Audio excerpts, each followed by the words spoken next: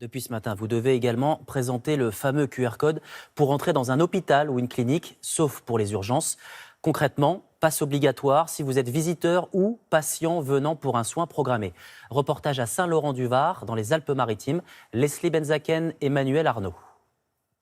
À l'entrée de cet hôpital privé, 2 agents de sécurité contrôlent les passes sanitaires des patients.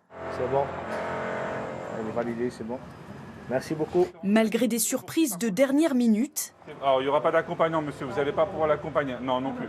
la mesure est plutôt bien accueillie. Je trouve que c'est plutôt bien parce que j'ai pas envie d'être un vecteur et d'être à l'origine de gens qui se trouvent en réa ou qui meurent derrière finalement. Ça nous permet d'arrêter cette situation, cette pandémie, de pouvoir sortir, de vivre normalement. Pour moi, c'est le seul espoir. En rodage, l'établissement se veut arrangeant avec ceux qui n'ont pas les justificatifs demandés. Je dois aller faire un IRM et on me demande le test antigénique. C'est une catastrophe, c'est inconcevable parce que je ne peux pas accéder aux soins sans ce test et je ne comprends pas.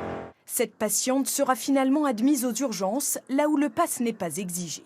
C'est la politique de l'établissement d'être tolérant vis-à-vis des situations comme la personne ici. On ne peut pas se permettre de les faire entrer alors qu'ils doivent passer des examens importants pour leur santé. Vous n'avez pas mal? Non, pas du tout. Ok. Le pass sanitaire à l'hôpital, une mesure qui rassure aussi les soignants de cet établissement. Bien sûr que ça nous protège et puis ça protège tout le monde.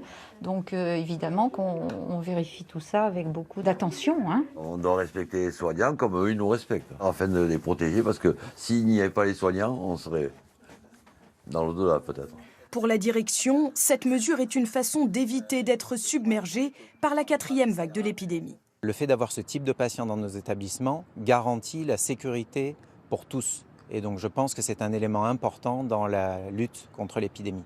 Pour l'heure, cet hôpital fait face. 9 patients sont hospitalisés pour des cas graves de Covid-19.